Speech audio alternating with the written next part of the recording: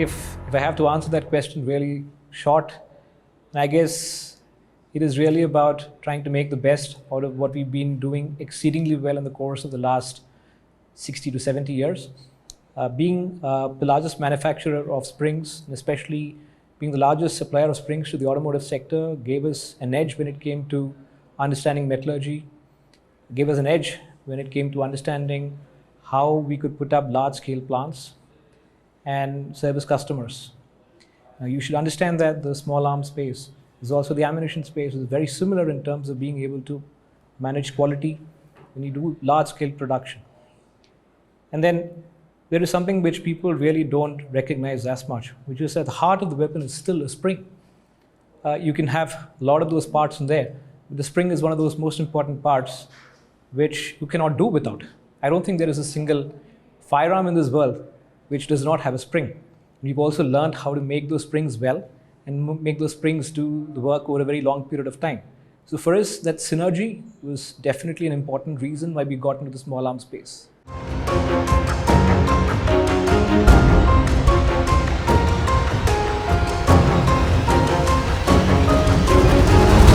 That is an answer which I have to be brutally honest about. If I knew how difficult the sniper rifle was to make, I would never have taken that call, and neither would the rest of my team. But then, you make several decisions with chutzpah, and this is one of those decisions that we took back in the year 2017. We wanted to definitely aim for the Formula One as against the platforms that would constitute your Marutis and the sedans and the regular automotive kind of cars. So that's an example for you. We definitely wanted to aim for the sky at that point, and we decided to choose the sniper platform back in 2017 for one more other reason, which was that the Indian Army at that point in time was looking to acquire a fairly large number of sniper rifles, and we thought that we would definitely be able to combine the two. One is go a little extra in terms of bringing in the capabilities and design, research and development, manufacturing, and also kind of combine that with the requirement which at that point in time was live from the Indian Army.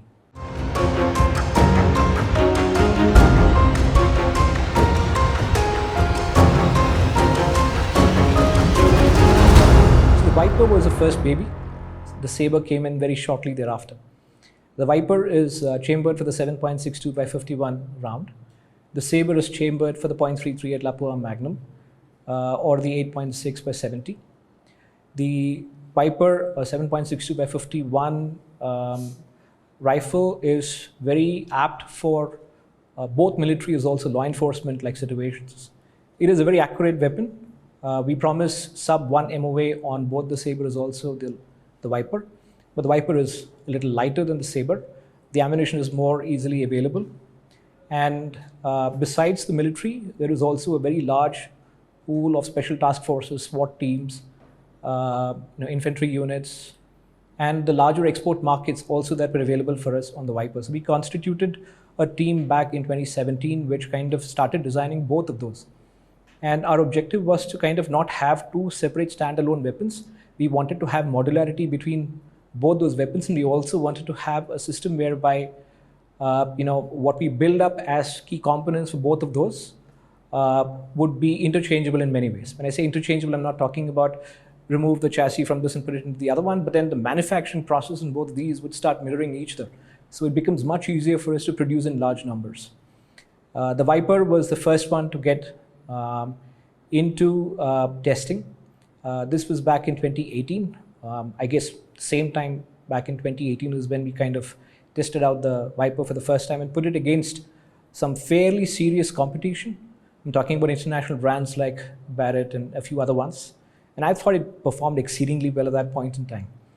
The Sabre was the result of the confidence that we had that if we could make the Viper, we could also kind of, scale up and, build up a rifle which was substantially more powerful, capable of performing similar accuracy, performing to similar accuracy parameters on a much more brutal and a much larger round. And I guess the Sabre was the one that gave us a lot of heartburn, to be honest with you, because that round is a brute of a round. It is one of those rounds which can give nightmares to people, especially when it comes to structural integrity of the components that you actually put forward in there. And it did also kind of give us heartburn, because the peak time for us to do the development of the Sabre was during COVID.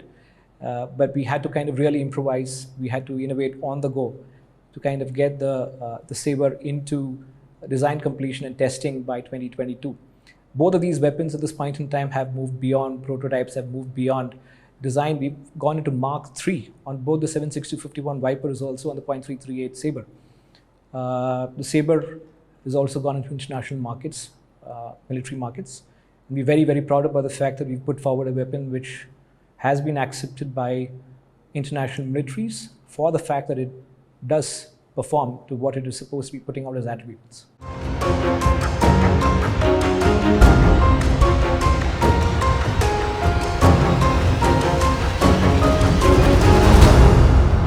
I can answer this question differently. Being the sniper weapon developers, it is our job to also build the track, or ensure that the track gets built up with the support that we can possibly give. The fact of the matter is also that our military and law enforcement agencies have also got better in their understanding of precision sniper rifles over the course of the last several years. It is a necessity for us. It is asymmetric warfare, right? If I look at the kill ratios between assault rifles and sniper rifles all the way back from World War I to today, the sniper rifles have outperformed everybody else. It's just the fact that it is the mix of the weapon is also the person behind the weapon that counts far more in the case of sniper rifles than it counts anywhere else. So for us, the idea is not just to kind of build a Formula One car, but also to start slowly working with the forces to ensure that the track is also sound.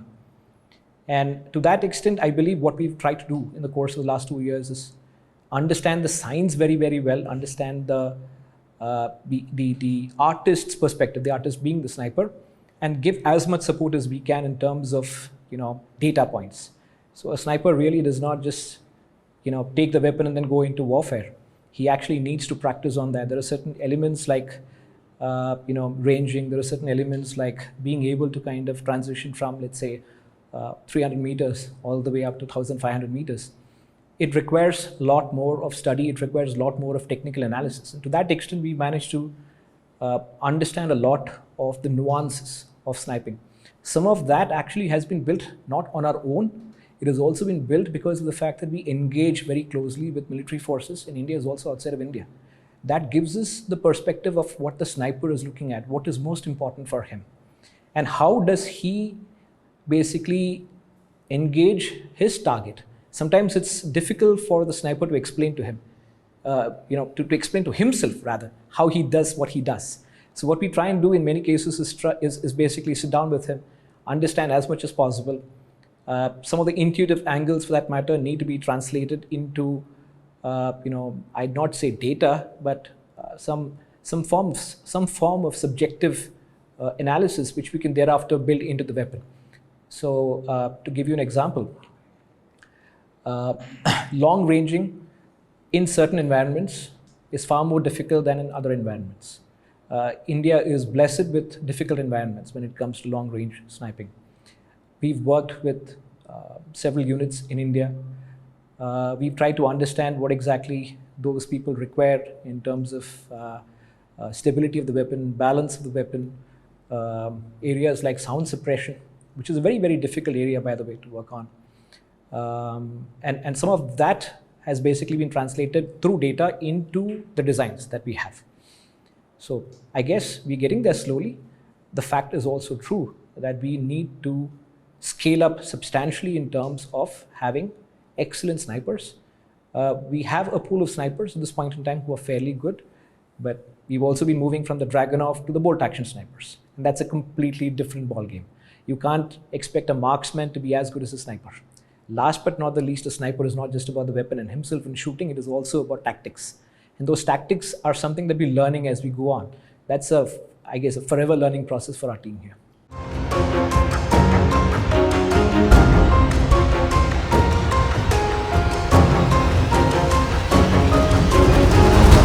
What differentiates us from everybody else in India is the fact that we control everything all the way from the design to the testing. So all our designs are indigenous. The process that we kind of use for manufacturing is indigenous. We've indigenized 100% of both of these sniper rifles as on date. The testing team is a completely indigenous team. We don't have any foreign shooters amongst us, which means to say we built our own cadre of guys who are capable of understanding how to test some of these weapons. We have everything in terms of manufacturing in-house all the way up to barrel manufacturing. Specialized processes have been developed to account for the fact that a precision sniper has to be built very, very differently. I believe that the weapon in itself is one of the most unique weapons that will ever come out of India as far as precision sniper rifles is concerned. The market for us is always going to be global. It is not going to be restricted only to India, and there is a reason for that. There is no firearm manufacturer, especially in the military space, who can restrict himself to his only home country. Look at every large manufacturer that you might find in this world. They owe their business to their home countries, they own their allegiance to their home countries, but they also are playing a very important role from the country's perspective to be building leverage in other countries. And I believe from a national security is also from a foreign relations perspective, defense is a very key area. And a lot of countries which in the current environment require both firearms as also ammunition, and we want to be in that space to not just be a company that is restricting itself to the Indian market, but we want to be, because of the fact that we control everything, we don't need to ask any third-party person who gives me a licensing or has a technology pact with me for permission to sell in other countries.